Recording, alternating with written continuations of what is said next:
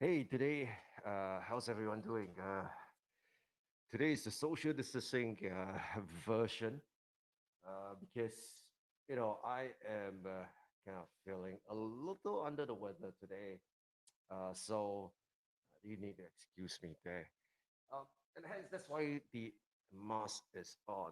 All right. So, how's everyone doing? And I hope everyone is doing well and fine. And, in case you're joining us for the first time, this is Melvin.tv. Um, so today, this episode is actually sponsored by Build Your Flywheel. Now, the whole idea with Build Your Flywheel is the following: every step that you put into your processes should help build upon the preceding one. And as a result of this, it's going to help you build up the momentum. And over time, it's going to help you achieve that breakthrough.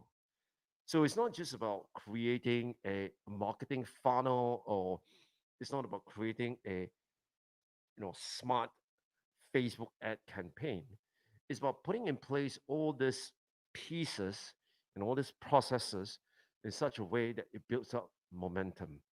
So if you want to find out more about Build Your Flywheel and how to build your flywheel, head on down to buildyourflywheel.com and sign up for the free 4-part audio course when I share with you the three key fundamentals that you need in order to succeed in a new normal.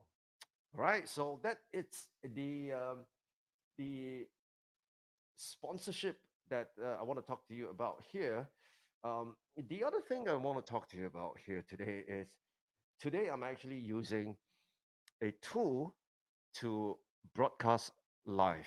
So what I used to do was that I have my A10 mini, and from the A10 mini itself, I actually stream it via my computer. And then what I do is I open up two browsers, one on YouTube and the other one on Facebook. And and then what I do is I will simulcast to both uh, destination itself. So because my computer and my internet speed, it's fast enough and it's robust enough to support streaming into two separate locations at the same time via one machine. And part of the reason why it's able to do that is because all the heavy lifting of the audio as well as the data signal is being done at the A10 mini itself, right? So in the past, I didn't need to use a third party tool to do that. And not until recently when BeLive TV actually hit me up and say that, well, we're going to give you a 30-day trial, and we want to give you all the features there is. And so what we'd like you to do is to try it out. And so I thought it is only decent of me to give them a shout out. So folks at BeLive, thank you so much for giving me access to all your pro features. And so with the pro features itself, you are actually able to bring in your own brand, right? And so with the own brand itself, you can put up the logo, for example, up under here, right? And you can also put overlay, which in a sense you can put like nice filter and also some lower third itself, right? So those are some of the things that we definitely can do. And of course, as you can see at the beginning of this broadcast, there is a countdown timer that countdowns to the moment that this show will go live. Well, in the past, what I used to do was that I used to put up a still frame, and from the still frame itself, I then play, music in the background, so that when you are watching it, you are not like, "Hey, what's going on? Is the audio working or not?"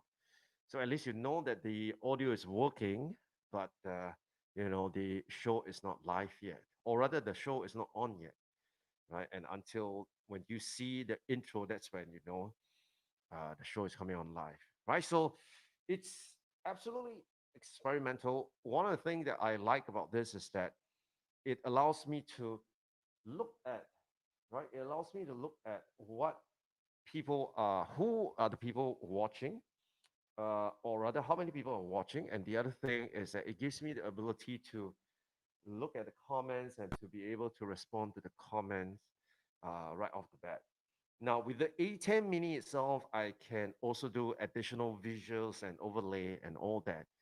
I just at the point in time, at this point in time, I just didn't think that was crucial. I wanted to focus on perfecting, or rather, improving the whole process of presenting it via live.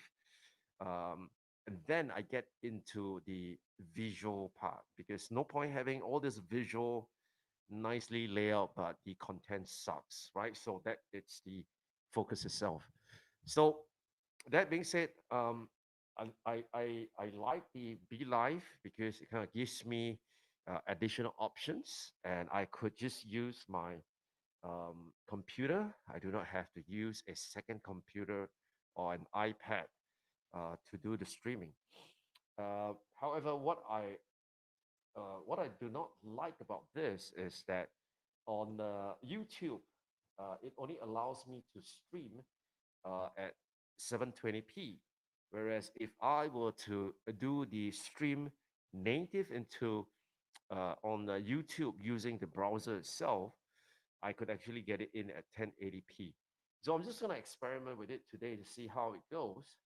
But very likely I'm gonna revert to for YouTube to revert to using purely the live stream interface via the web browser itself, because it allows me to stream at 1080p. Okay, so now with all those technical and shout outs and sponsorship aside, let's now get right into today's episode. Now, today's episode, we're going to be talking about the idea of the flywheel. Now, in case you are not familiar with the flywheel, very briefly, the flywheel concept was actually um, developed by Jim Collins. I almost say Joan Collins, by Jim Collins. And what he said was that, it's like turning this huge flywheel, and with every turn of the flywheel in the initial phase, it requires a huge amount of effort. But upon continuous turning of this flywheel, at some point in time, the momentum catches on, and that's where it leads to a breakthrough. So the fundamental truth behind this is that if you look at each and every step that the companies and the businesses that have put in place, they weren't exactly breakthrough or very innovative um, initiatives in and of itself. They were just the right thing to do, and but it's it's the right thing to do, as well as sometimes it may be deemed as the boring thing to do. But it's this consistent effort that over time it's going to help you see that level of breakthrough itself. So take for example, in my own process itself, I'm building the entire flywheel by writing every day on melvin.me. That's my website. If you haven't checked it out, please do so, because I share about learning how to learn, especially in the new normal where we are all forced to learn online, as well as because of the rapid changes, we are all forced to learn new things, and we need to learn new things fast, and not just fast, but we also need to sometimes learn complicated concepts quickly. And so the flywheel that I'm building right now, it's and on the business front, it's this live stream, this daily live stream that I do every single day, even when I'm under the weather, right? So this is not some bravado thing, but really it's that commitment to this entire process itself. that consistent process of putting in the work of doing a live stream. And this whole purpose of the live stream is to share my own journey in terms of building this 1% 1 million all digital business. And the writing every day is to strengthen and to sharpen my thinking about learning how to learn, because I am someone who has been developing courses both online and offline. And one of the things that I have always been fascinated by is how we are able to help our learners learn more effectively, especially in today's context.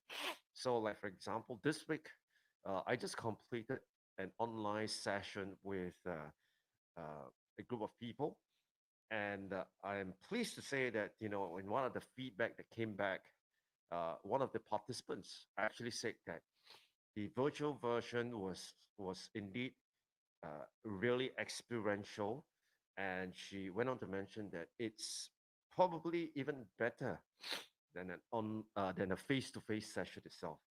So I've experimented with various ways of how to make learning online not just effective but also enjoyable and engaging. So that's my focus there on my website.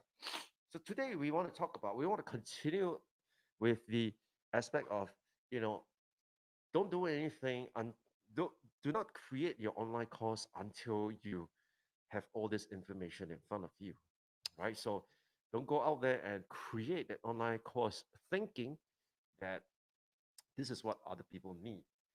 Don't go out there and create an online course thinking that this is what you this is what the businesses would need, because until and unless you have validated the demand, you really wouldn't know if there is going to be a demand or not. So don't be like me in 2015, launching a course that no one bought. So here is where I am able to share with you, because subsequently, with every course that I launch, I'm almost always able to pre-sell, or at least able to sell my courses to people and to be able to help them benefit. So today we want to continue with the whole idea of creating a flywheel. Now, the flywheel today that we want to talk about, it's based on this book by Ryan Leviskick, and this book is called Us. Now, in the book itself, what Ryan proposes is that, and I validated because I've used that process itself. What what Ryan said was that instead of guessing what your audience want, what you want to do instead is to ask them what is it that they want, right? So instead of guessing what your audience need, the whole idea is to ask them what is it that they want. Now, it may sound really, logical and something that is just, you know, natural. But that said, I cannot tell you how many times when I work with first-time course creators, many of them just kind of insist that this thing is good for somebody else, right? So that very paternalistic point of view, and myself included, sometimes because I'm so passionate and I'm so in love with that subject and that topic and that area itself, that I feel that everyone should be schooled in that area. Well, obviously, it will benefit them, but not in the way that I perceive it to be. So the whole idea here is that instead of guessing what people need, we want to ask them what they want. Now, so Ryan went on to say that what he does is that he created a an opt-in form whereby he would ask people a question, and based on those questions itself, he will then be able to segment these people into various categories, and from there, he is able to, number one, identify what is it that they want. Number two, to even qualify them and to see whether are they the kind of qualified prospect for his business. So there are a few parts here. So the let's deconstruct this, right? So when you look at the whole system that Ryan has set up, the first part is you need to have an existing email list. Now, the truth of the matter is that not all of us have the an email list, right? Like for example, for me, when I first started out, I think I've got like 5 people who subscribe to my email list, and two of them are myself because I just want to make sure that it's working, and three of them are like my wife and my friends and somebody else, right? And so all of us, I think, start at the point in time where we have close to 0 people on our mailing list. So how do we do that? I'll get into that tomorrow when I go deep into the process of how I do it, right? So today's idea is more to deconstruct Ryan's process of Ryan's flywheel itself. So the first part is really you must have an existing email list of email subscribers. And with this list of email subscribers, what you want to do is you want to ask them a single most important question ever. And that question is essentially this: currently, what is your single greatest challenge in business right now? Right? So he goes on to further add to that to say that let's be specific here, not just say that I want more sales, I want more customers, but let's be specific here. And he gave some examples, right? And so in the examples itself, he talks about, you know, go into details, go into specific, like I've been trying to get hold of more qualified customers, and this is what I've been doing, but it's not, it's not resulting in the outcome that I want it to be. And so, he asked this very question itself. And and in the explanation, he said that, you ask that question because that question it's focused on them. And vis-a-vis, if you would ask the question like, if I were to provide you with this service, would you be interested or not? Because when you ask that question, either you get no to little responses, or if people respond to you, they probably say yes to you because they kind of feel obligated. Um, and then later when you do, go down and launch the product itself, then you realize that actually, the very people who said that they will buy this product actually did not do so. And so the fundamental difference is, do not ask the question that is focused on yourself. Instead, the question has to be focused on them. And so the question simply is, what is your single greatest challenge right now in your business? Right? So that it's the question itself. And so once you ask the question, the next step, what you want to do is you want to go on to asking a few additional questions. I know what you're thinking now is, hey, wait a minute, if you're going to be asking too many questions, wouldn't people bill? Because, you know, so many questions, people are just not going to have the time to do it. But if you just ask them that one question, maybe you get a better chance of people answering the question. I would say, yes, that is true. However, here the whole idea is you want to get people who are genuine, who are invested, and who are seriously facing certain frustration. Because if they will go to that kind of detail and they would bother to send you not just their challenge, but also the subsequent details as well, you know that these people are more likely to be engaging with you to take it to the next level, right? So the few things that he asked, like for example, of course, he will ask for his name, he will ask for the name, he will ask for a telephone number as well as email address. He would also ask like what business you're in, your revenue, and all that questions, right? So his rationale behind that is, like I say, if people take the time to answer those questions, it would signal that these people are actually serious or they are facing a huge frustration that they probably are looking for an answer to their frustration. And so if they're looking for an answer to their frustration, then very likely they are going to be more responsive to you if you have the right solution for them. The other thing is that with this information that they have provided you, it also allows you to do what we call segmentation, right? You're able to segment people into different industry. You're able to segment people into different categories, like for example, sales. You're just able to do a lot more segmentation with all this different set of data, as opposed to if you just ask that one question in itself, right?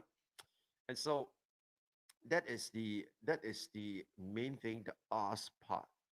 Now, in the book itself, I think one of the key things that Ryan talked about that was really really interesting and kind of counterintuitive was that there are few do not that he would tell you not to do, right?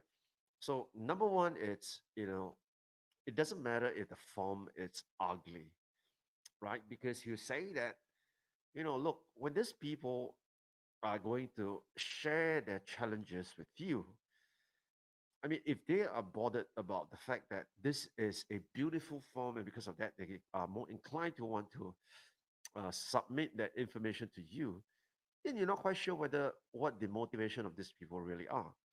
But if you have an ugly form, right, and yet people would actually respond to that, it kind of shows the level of need that these people have in terms of looking for a solution, which I think it makes sense. At the same time, I also think that aesthetic doesn't hurt. All right, so that's my point of view. Now, so that's one of the things that he said. The other thing that he said is that uh, do not offer a bribe, right? So many a times people will say, well, do the survey and I will send you a $10 Amazon gift card, for example. And he said, don't do that, right? Because if you're going to do that, you might attract people who you might attract more people giving you responses. However, those people who are giving you responses are motivated by the $10 gift card more than they are giving you responses because they are truly frustrated about what's going on in their business. And so on that part itself, I agree because I think that myself included, and that's just human psychology, right? um, there are times that I participate in certain surveys, and the survey gets a little whatever, right? And that kind of draws me to want to complete that. Now, the question is when people come to a certain point where they start feeling fatigued in filling out your questionnaire, um, the information that they're going to give just so that they could get the reward or the incentive at the end of it, at the point in time of their fatigue and the end of it when they will get the incentive. This part of it, the answers to some of your questions may not be absolutely accurate. And so you want to make sure that the motivation is correct. Plus, the other thing is that you want to make sure that people are actually giving you genuine information. I mean, if you say that, well, tell me what's going on in your life, and there is no promise of an incentive, there's no promise of a reward. In addition to that, I'm telling you at the end of the survey that, or I'm telling you right at the front that, I may call you and I may clarify with you what's going on. Um, but I promise, there's no peach there, right? And even if you read that disclosure, and yet you know that there's not going to be a reward, and yet you know that there's going to be a possibility that you're going to get peach, and yet you complete the survey itself, then it speaks very much about your level of need. Now, is that feasible for people like you and I who do not have a huge database. That's where I'll get into it tomorrow. So make sure you tune back in. Now, the other thing that I think that was really, really interesting with the book itself and the process itself is the following. At the end of it, Ryan said that, you know, what you want to do is you want to make sure that you promise them that there is no pitch, right? So you're not going to ask them for information, and after they have told you what they're struggling with, um, then you come up with a, nice slick pitch and trying to sell them and upsell them and pester them for the next 10,000 years, right? No one likes to be sold to, right? And so that was something that he also spoke about, and that's something that I absolutely agree because in my experience, providing services, uh, what I have done is that I have in the past provided an audit of your organization's systems and processes, and I even do it for free, right? Provided if you give me access to your staff to speak with them about how you implement the processes, if you give me access to your documents to share with me your systems and processes, plus if you're not already working with a consultant in that particular area itself, because I do not want any conflict of interest. So, if with all those conditions met, what I do is I come in and I will go through your processes. I will analyze what are your gaps. And then at the end of the day, what I'll do is I will actually give you a series of implementable advice. Now, then it's from there that you decide whether you want to take it further or not, right? If you know, even at the point in time when I present to you, there is no pressure, there's no pitch. I'm just going to share with you what we have found, what are the gaps, what you can do, and that's that, right? And I must say that within that 6 months itself, when we did that project, when we ran that experiment, we had 18 organizations, 1 8, right? 18 organizations that sign up with us. In fact, we have 19 that sign up with us. But out of this 19, only one did not follow up with the next level of consulting work that uh, to engage us.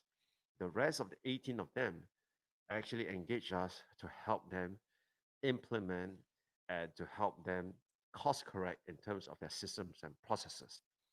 So the end game here is essentially this: if you are able to provide value to people, even without asking for money, if you're able to provide value and real value and to be able to help them achieve some results, or better still, you are able to help them overcome certain inertia, certain struggles, certain areas that they are stuck in. If you're able to help them overcome that, and you're able to do that at no charge, right?